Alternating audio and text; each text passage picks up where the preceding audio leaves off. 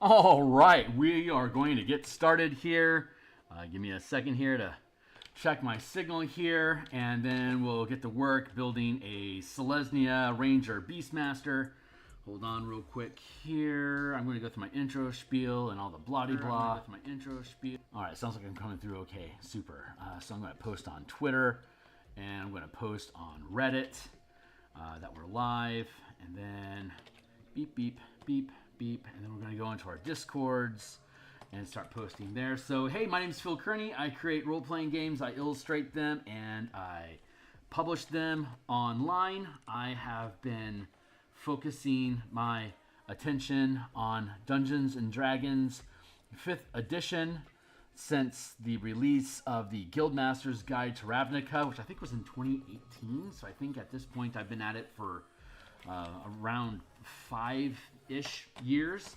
So if you check here on the cover, you see that we have a bundle. It's linked down below. It's the Color Mana Spell Point variant rules. That is a system that converts the 8 schools of magic and spell slots to a color mana system. It also works with elemental mana, coincidentally, for those that are Avatar Last Airbender enthusiasts. It works just as well with the 4 elements, but we're focusing attention right now on the 5 color mana spell points, the 5 color magic paradigm from Magic the Gathering, so that we can express D&D characters as color mana. In this example today, we're going to be doing Selesnya, a Ranger Beastmaster, using white and green mana, using a mix of spellcasting and the martial powers channeling system that we've been creating here online for the past year. So let me just get this flipped here, and just to finish up my intro spiel here, if you're on Twitter X, I post when I'm live. You can check out my content here. If you're catching me here live or in the future, YouTube, like, subscribe, hit the bell icon to get notifications of whenever I'm live. The document that we're going to be looking at today, the Martial Powers playtest content, you can see a link to that here. It's read-only, but you still have access to it. So the playtest content is here. You don't have to be a member, like a paying member of my Patreon, to access this stuff. But if you click the YouTube stream, you'll be here. Hi, guys. Otherwise, you can click on the Martial Powers. It'll take you to a read-only Google Doc that, of course, I have editing rights to. But you can read the entire document. It's still in a very rough alpha draft form. Once we hire an editor and we start doing page cleanup, we'll be publishing this on DMsGuild.com, and we'll be bundling it along with the Spellpoint Warlocks, the Color Mana Spellpoint variant rules for Eldritch Knights, Arcane Tricksters, as well as the core mechanics of the 5 color mana spell point variant rule system that we have here. These are all linked in the description down below, which you can check out at incredible discounts if you're interested in purchasing. But the extensive free previews will let you see how the system works. And we'll be needing, if we're going to mix spells with powers later on today, we'll be wanting to get into the revised color spell list for us to look at the white-green selections that are available to Selesnya Rangers. So give me a minute. Let's get into this here. Bop. And yeah. Okay, cool. So I'm going to pull this down here. This is the Selesnya Ranger Beastmaster that we are currently building. Let's just up the font size here to make a title out of it. The playtesting that we're going to do, which is probably going to start at the end of February, maybe beginning of March. We'll start at 3rd, then 5th, 7th, 9th, maybe 11th, but that'll be March, April, May, and June. I've already been testing this for the past half year at my home table from level 12 to 20 using the Color Mana system for Arcane Tricksters, Rangers, as well as Druids, which isn't part of this playtest, but it was working great for the Druid. So I'm pretty confident about how it works at the high end. I just want some time spent at the low end to make sure if there's anything wonky going on at low levels that I'm aware of it before we hire an editor and formalize everything and publish it. But if you're familiar with my working process, if you check out my live streams in the mornings every day, Monday through Friday, we've been streaming artwork, page layouts, token design, and map work for the Spelljammer Combat and Exploration supplement that we've been creating. Once we go through the playtesting process here, we'll be drafting this into a document similarly, and we'll be creating all the artwork and the layouts and going through the entire design process here on stream before we publish it online, hopefully later on this year as well. So we'll see how long it takes to get everything built, but it's the journey more so than the arrival that is the exciting part of doing all of this. So Selesnya Ranger, we have the backgrounds broken down here in the D&D Beyond, as well as the modifications that we're making for the power system for classes that don't have spells that wouldn't benefit from the bonus list that Selesnya guild members get. We have our class features here for the Ranger, and we have a random tab open for looking at things. We have the powers translation for the backgrounds. We have the power channeling details for the Ranger, subclass options. We have the list of powers that we'll be choosing from. And of course, we have the front page, which is where anyone that is clicking through in the link below, this is where we're starting at. So Rangers, half-casters, we're starting at 3rd level. We have access to first-ranked powers as well as first-level spells. We'll be able to prepare up to 4 powers, which we can swap in spells freely as a Ranger whenever we finish a long rest. We can select any number of powers or spells and freely mix them together as we wish. A hybrid long rest caster, channeler, which is a Ranger, artificer, and paladin, have 6 mana. Our mana is going to be devoted specifically to white and green magic. We'll decide, and whenever you finish a short or a long rest, when you get your mana back, or like Rangers get mana back on a long rest, but whenever we take a short rest, however much mana we have available, we can assign to any color that we want. And of course, one of the class features grants us bonus mana whenever we take a short rest. So give me a second here to get situated. All right, so we've already started filling out stuff. Our stat array that we're using for the playtest, and my personal preferences as a DM, is the stat array any order that you please: 16, 14, 12, 10, 8, 6. Or for those that don't care about actual stats and are more interested in bonuses, it's a +3, +2, +1, 0, -1, -2. Arrange those to flavor. Powers can use dexterity for the channeling feature. Spellcasting uses wisdom specifically. We're going to lean in towards the dexterity. We're going to do a ranged attack build. Beastmaster with a wolf companion spirit. Let's see. Okay, so the Selesnya background, the tool proficiencies that we get as an artisan or musical instrument. We went with Elf as our class, the Selesnya background, Ranger, Battle, Beastmaster. The Conclave Shelter gives us free healing at a Conclave, as well as we can be sheltered and hidden away by Selesnya Conclave members whenever we ask if needed. Pretty basic. Okay. Class features that we should be familiar with. We'll come back and look at spells. Class features of a Ranger is favorite enemy, natural explorer, fighting style, spellcasting, Ranger archetype, and primeval awareness. So we have those broken down here. Spellcasting is replaced with the channeling feature. Natural explorer. Okay, so in the playtest that if you've seen some of the Ravnica Rubble Belt West March campaign playtest that we've been designing on Saturdays. For those familiar, we know that we're breaking down land types into the 5 colors that's in Magic the Gathering. White for plains, blue for islands, black for swamps, red for mountains, green for forests. So those are the 5 types of land tiles that our characters during a hex crawl can traverse through. But then we also have elevated and sunken terrain. Like sunken terrain is like falling into the undercity that's underneath the surface layer of the Ravnica world. And then all the skyscrapers and spires that exist are considered elevated terrain. So a Ranger has those 7 different types of terrain to gain their natural explorer advantages in, which is easier to find food, as well as fast movement and being able to track enemies and detect what type of creatures are inside of those land choices. You can choose what land you're devoted to whenever you finish a long rest. So as we're doing the Rebel Belt campaign and the team is seeing what terrain up ahead is, what colors they are, and what elevations they're at.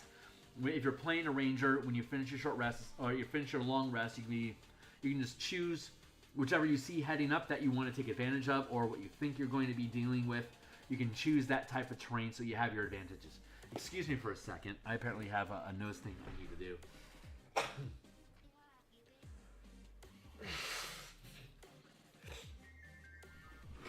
All right. Fighting styles. We have new fighting styles that we have in the Martial Powers project, and instead of favorite enemy, we have a new feature called Mark of Prey. Primeval Awareness is 1 minute per mana spent. Detect within 1 mile or 6 miles while within your chosen natural explorer terrain. Any aberrations, celestials, dragons, elementals, fae, fiend, and undead that are in the area, though we don't know where exactly they are or how many there are. Cheers.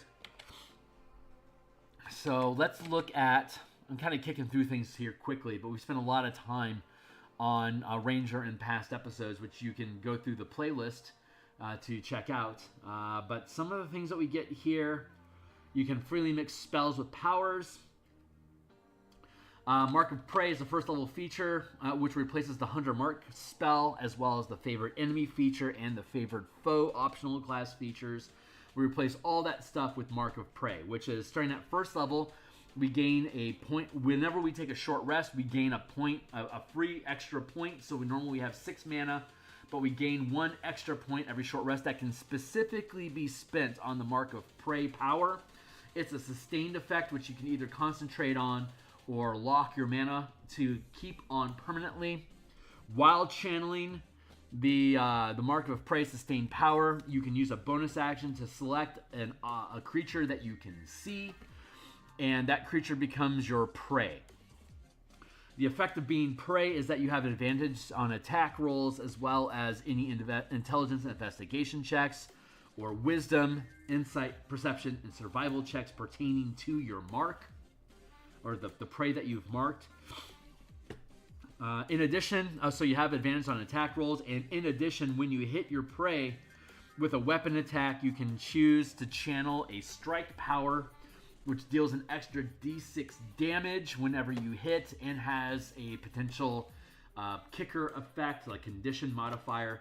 But at 1st through 8th level, you'd be rolling an extra d6. At 9th level, it becomes a d8. At 17th level, it becomes a d10. The Mark of Prey allows you to drop the cost of any channel power by 1 to a minimum of 0. So you can channel a first rank power for 0 cost as long as you're shooting your prey. And it takes a bonus action to trigger the mark. Or if you ever want to switch your target, you can use a bonus action to do so. Let's see. Okay, there's that. And then, so we already have that marked down. Mark of Prey, sustained effect, 1 free mana per short rest, which can be spent on as a bonus action to mark a target that you can see. It's a sustained effect, so it stays on for as long as you can maintain concentration. Like we were talking about during Rakdos yesterday, you can also choose to lock a sustained effect by blocking one of your channels, effectively lowering your cast. Like if you a 3rd level ranger can cast spells, like 1st level spells. If you were to have a concentration spell on that you kept on permanently, then you would reduce your casting level by 1. So that would mean that a ranger would be reduced to cantrips or nothing. So at 5th level, when you can cast 2nd level spells, if you lock 1 channel, then you are reduced to only being able to cast 1st level spells, or using effects that channel 1 mana or less, or cantrips. Or you could lock both channels for 2 mana or 2 levels worth of spells, a 2nd level spell or 2 1st level spell effects. If you lock both of those channels, you would have 2 levels worth of sustained effects active at the same time, but you would again be forced to only be able to channel cantrips and 0 mana effects, which we've talked about a lot in the past. So if you're curious about that, you can either join my Discord and ask specific questions, or just go back into the playlist and look at previous channels talking about those features. So we get the Mark of Prey. We get the empowered maneuvers, which we've talked about before. When you take the attack action, you can sacrifice any amount of attacks to then use your bonus action to channel a maneuver. Maneuvers can normally be channeled as actions or bonus actions. They normally cost 1 or more mana depending on what rank of power they are, 1 to 4. So a 4th rank power would cost 4 mana, and you could do so as an action, bonus action, or you could do it twice as an action and a bonus action.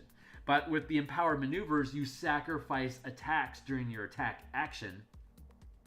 The number of attacks that you sacrifice is how much you reduce the cost of the mana. And this is something that can only be done in combat. Beginning at first level, during combat, when you take the attack action, you can forego any number of attacks to reduce the cost of channeling a maneuver as a bonus action by 1 mana for each attack sacrificed this way.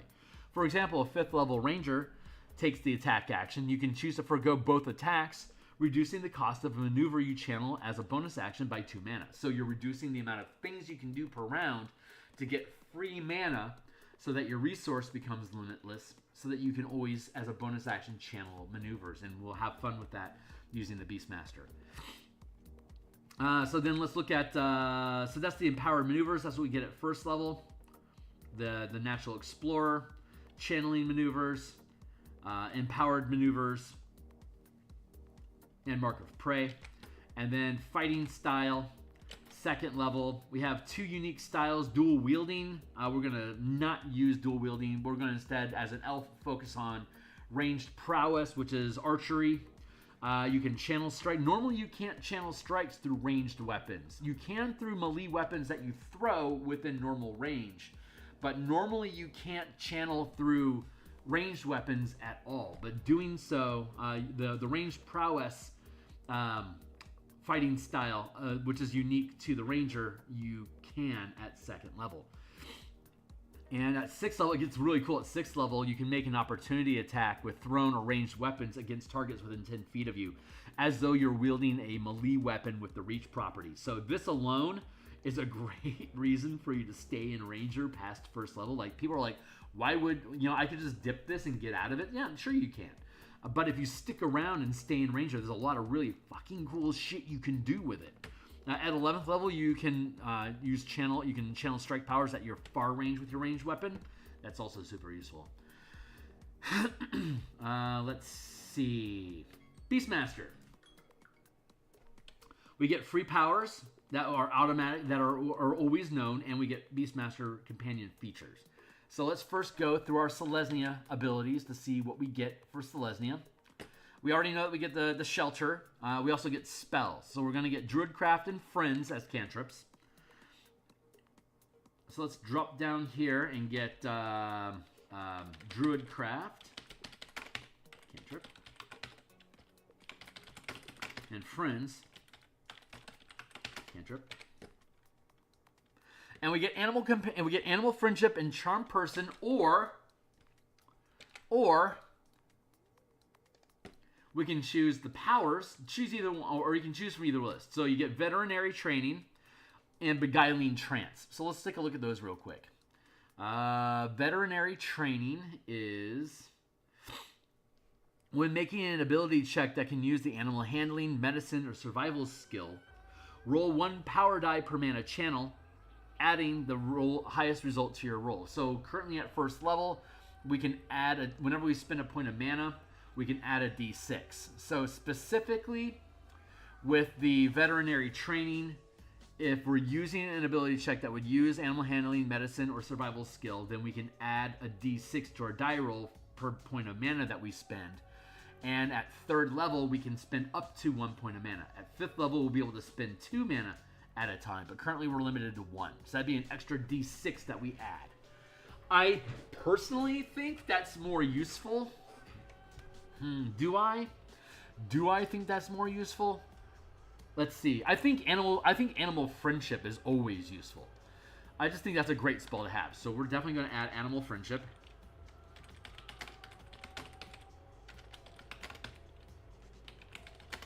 spell 1 white green. When it's a granted spell that's always on your prepared list, you can use either color that your character is assigned to or devoted to. Normally, if we look at the revised color mana spell list, which is a pay what you want, it's actually it's within 15 sales of being a silver bestseller, which is amazing for a for pay what you want. Revised 5-color spell list is, let's drop down. Let's look at Animal Friendship, or Animal Friendship. It's normally a red or a green spell. We can pick it up as green, but because it's on our Selesnya list of automatically known spells, it means we could use either white or green mana, which all we have is white and green mana, so we can always use it no matter what. That's super useful. Currently, our mana pool, we have 6 mana total, and then we get the virtual point of mana whenever we finish a short rest, so that we can channel or lock our Mark of Prey feature if we choose. We don't have to, but that's what the extra point is for. So far, we can go either way, so it doesn't really matter yet. Let's keep looking. Charm Person. I don't think Charm Person is normally... Actually, let's go with Charm Person, because that's normally not on our spell list. Rangers normally don't have access to Charm Person. So this is a really useful spell to have access to when we want it. And we can prepare Animal Friendship. Animal Friendship. But since it's not a spell that we chose as one of our always known, spell 1 green, we're going to comply with the mana table here. And Animal Friendship is, since we don't have red mana, we only have white and green as Selesnya. Selesnya is white and green. Then we would have the ability to channel it as a green spell. So that probably means we're going to want to have at least 1 point in green. I'm pretty sure we're going to want to take Sharpshooter, which is the feat. Everyone knows the Sharpshooter feat. Feats are powers in this system. I'm kind of jumping around a little bit, but it's my prerogative. So there's all these disciplines. There's 209 powers total. 150 of them require mana, unless you cheat yourself down to 0. But there's also about 60 of them that don't require mana at all. And of those powers, a lot of them, there's about 20 feats. If they're half feats, you don't gain the stat increase, but you do gain the other benefits. So we get the Sharpshooter feat, which we can just learn as a power. Sharpshooter. And we're going to be an archer as an elf, as an elven ranger. So the Sharpshooter feat allows us to what? Attacking at long range doesn't impose disadvantage on our attacks. That's awesome. Although long range is beyond our ability to strike. Your ranged weapon attacks ignore half from 3/4 cover. That's awesome. Before you make an attack with a ranged weapon that you are proficient with, you can choose to take a -5 penalty to the attack roll and add +10 to damage if I hit. Which is great for the Mark of Prey because we have advantage on our attacks, which is really useful because of the penalty that we're going to take on the attack roll. So Sharpshooter is a very obvious gimme for an archer build. Let's see, Charm Person. I don't think, we're not going to take Animal Friendship. So instead, let's look at what powers do we just gain? Veterinary training. Oh yeah, let's look at Beguiling Trance just to see what that does. Beguiling Trance is, what is that, a maneuver? Thank you, maneuver. Beguiling Trance. You can target a creature that you can see that can also see you to make a wisdom saving throw. If it fails, again, you can do this as an action or a bonus action, and if you sacrifice your attack, you can do it for free as a bonus action. If it fails, it is charmed and cannot take actions until it can no longer see you. It takes damage or succeeds a wisdom saving throw at the end of each of its turns. A creature can use an action to shake the creature, ending the effect early. That's a way that you make a saving throw, or basically you don't take actions. Also see you sit on saving throw. If it forms, it's charmed and cannot take actions until it can no longer see you. Takes damage. you're basically getting a free attack on it. So actually, Beguiling Trance is pretty fucking useful. It has a 30-foot range. Unless it says otherwise, all maneuvers have a 30-foot range. Beguiling Trance, that is a maneuver 1. I think we're gonna go with white. I'm just eyeballing it, and I'm just thinking that maneuvers are probably gonna be white.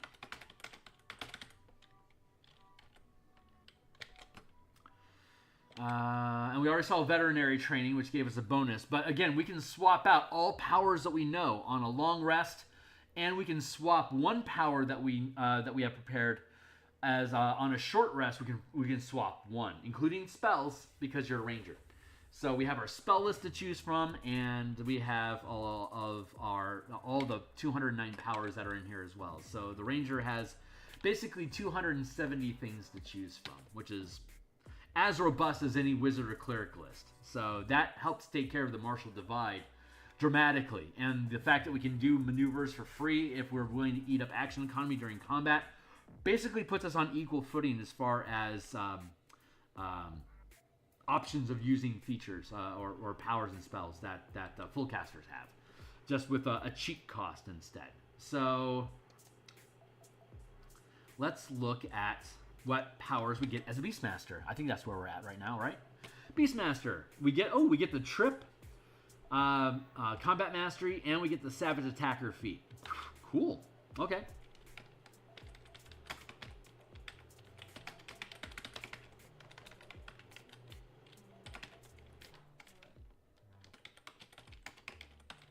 Is that what it's called? Savage attacker? So the savage attacker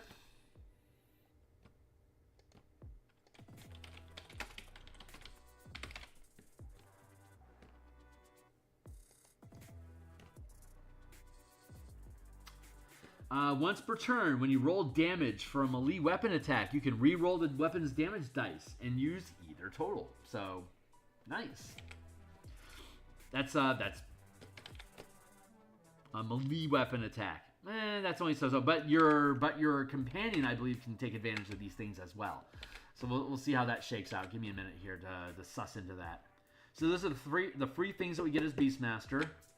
Let's look at the actual Beastmaster itself. What cool perks do we get? Beast Companion. So we're doing the Spirit Companion thing from Tasha's Cauldron and everything, but you can choose otherwise. You can resummon your Beast Companion whenever you spend 2 mana. You can take damage for your companion using your own hit points while you can see your companion. So it has its own hit point array, but you can also take damage for it at will. The companion can move and act in tandem with you during your turn, so it shares your initiative, and you can switch and swap actions between you and your creature as you need. The companion's natural attacks qualify as melee weapons of 1 silver piece of value, and are considered unarmed attacks for unarmed attacks and other options that require specific attacks. The ranger and companion both have reactions each round. The ranger can use an action or a bonus action to command your companion to take any action, including single attacks. The companion can benefit from any feat you know. Nice. So the companion can use the savage attacker feat. That's super useful. And in addition, shared powers, you can channel strikes through companion attacks, and the companion attacks can benefit from Mark of Prey.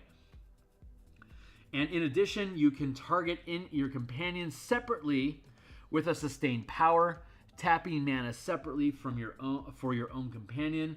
You can sustain the same power for yourself and your pet up to your maximum rank of power. For instance, a 5th level ranger can tap 2 mana to sustain a 1st rank power for both yourself and your companion, one rank each for both to benefit from it.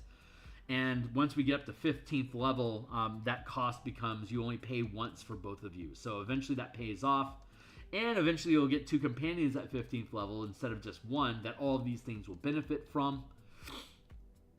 So we want strikes, we want Mark of Prey, because your companion can benefit from Mark of Prey automatically while you're sustaining it without having to pay for it twice. And it benefits from all the feats that you know.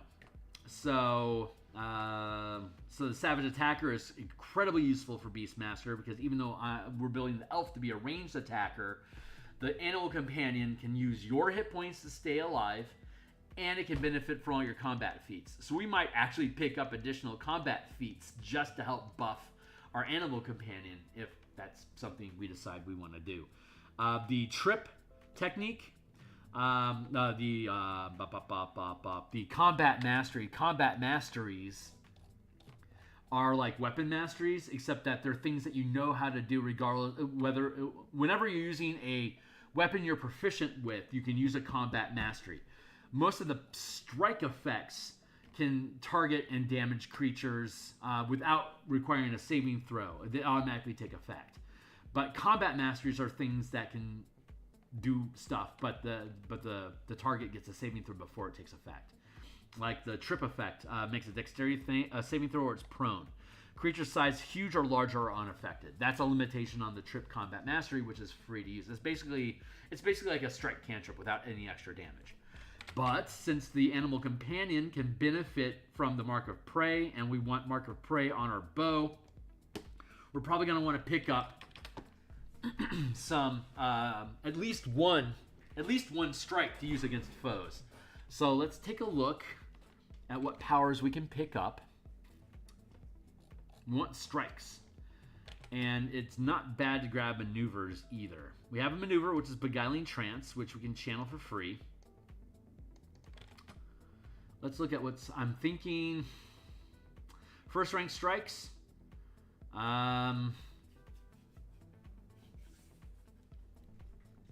Sweeping Strike, which is melee only. Your weapon damage increases by 1 power die per mana burned.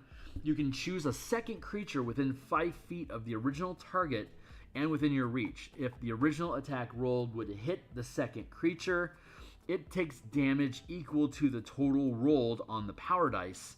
The damage is of the same type dealt by the original attack. So if my... it's melee only. So if my Animal Companion, my Wolf Spirit, if it were to make a bite, and like say it rolls an 18, and there's two enemies next to each other that are both within reach of the bite. If I rolled an 18 for my Wolf, and that would hit both of them, if I use Sweeping Strike, I could do that. The bite damage plus the D6 that I would roll for the Sweeping Strike power, and then whatever that die roll was, it would also apply to the target adjacent or next the second target that's within reach as well. That's actually really useful.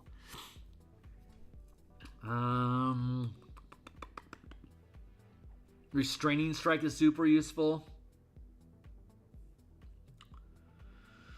Goading Strike is super useful. Creatures you strike has disadvantage on any attack made that doesn't target you. This effect ends if the target hits you. That's really, oh my god, Goading Strike is so useful through your dog. Because it's not your dog get targeted, it has to target you, not your dog. Goading Strike, that's fucking awesome. Let's take that. For sure. Goading Strike. Strike first level. What, we want to make that white?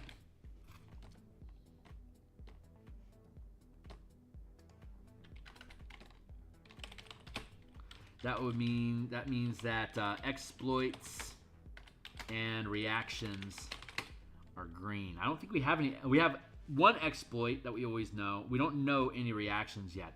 Okay, so low-level characters, you're always going to spend mana on exploits, and you're always going to spend mana on reactions. So those, as opposed to like maneuvers, which are free, and in some instances like this, strikes are free. At low levels, you can load up on masteries and feats and sustained powers that are cheap to use and implement, and you can save reactions and exploits for higher levels when you have more dice to take advantage of and more mana pool to spend. But you can always use these things if you want to. But I want to keep my character focused and minimize our effort, so I'm going to go with a mana pool. I'm going to just lean into the white magic and minimize my green. So I'm going to go with 5 white, 1 green. I have Goading Strike, Open Sharpshooter is taken. I've got Savage Attacker, which is taken. Charms Person is always on my list, and I can use white. Beguiling Trance is always active, and I can use white, which is really useful. Combat Mastery is always available for us to use. Is there... at first level, I'm going to be using my sustained effect. I'm going to be using that with Mark of Prey. I'm going to be locking Mark of Prey, and then that's going to reduce my mana, the amount of mana I can channel to 0, which means I'm always going to be having to use my strikes against a Mark of Prey, and the maneuvers that I use, I'm always going to have to use as a bonus action, sacrificing my attack, so I can drop the cost to 0, so I can get around Mark of Prey tying up my channel. So I think that means I want to lean into strikes. So let's see if there's another strike that I like. We already have advantage against our Mark of Prey.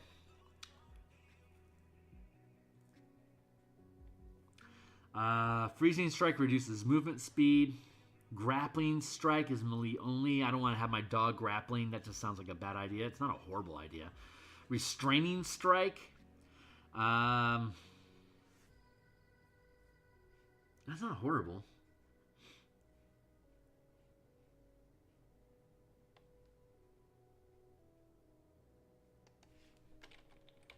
By magical tethers.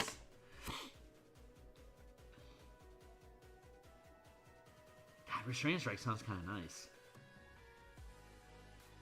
Life-Stealing Strike is, Life-Stealing Strike is always useful because my D6 turns into temporary hit points that gird my endurance. That's really useful. God, there's a lot of useful shit in here. Thundering Strike pushes things away. Shocking Strike takes away opportunity attacks.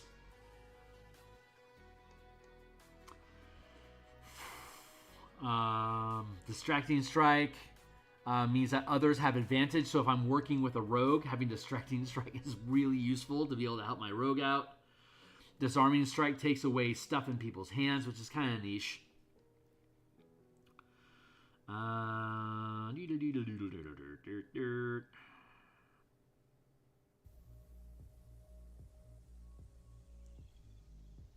Freezing Strike reduces speed by half.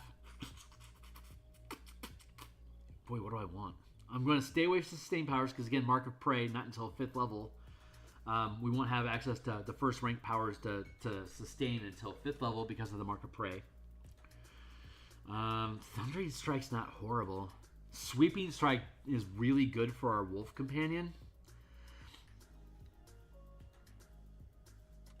Shocking Strike is really good because it allows us to hit them with a strike and then bounce away without ever having to worry about an opportunity attack. It's kind of like an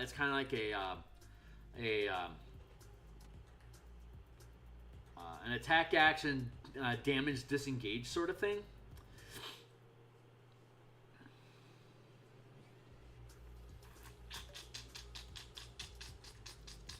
I don't know, man. I like a lot of these. Let's go look at the spell list. Let's see.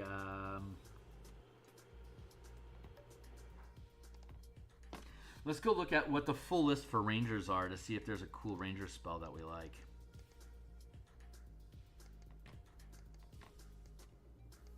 This is included if anyone that's interested in the full list. If you buy the bundle here, you get this editable spreadsheet with it, which has all the different classes and all the different spells from all the books, broken down by color. So we're at the Ranger. Let's take a look at first level spells that Rangers could have access to. We don't need Hunter's Mark. That's redundant. Zephyr Strike isn't horrible. And it's a white spell too. That's useful.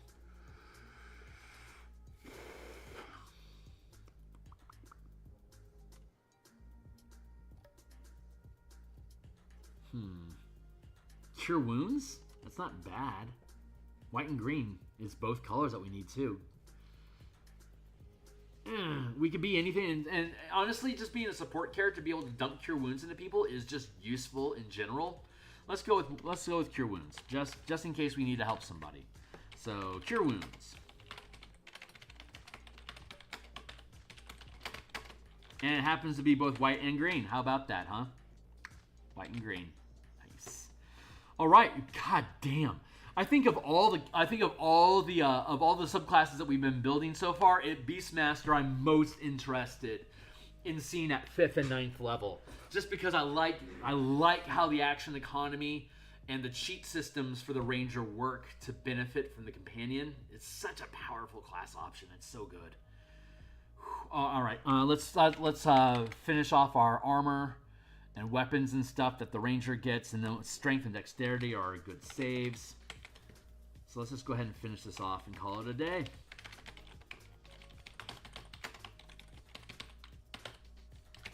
Weapons, simple martial.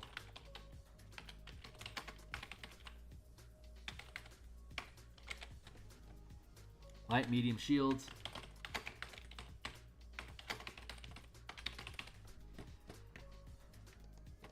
Oh, yeah, that's right. Share powers. Feats. Combat masteries, strikes.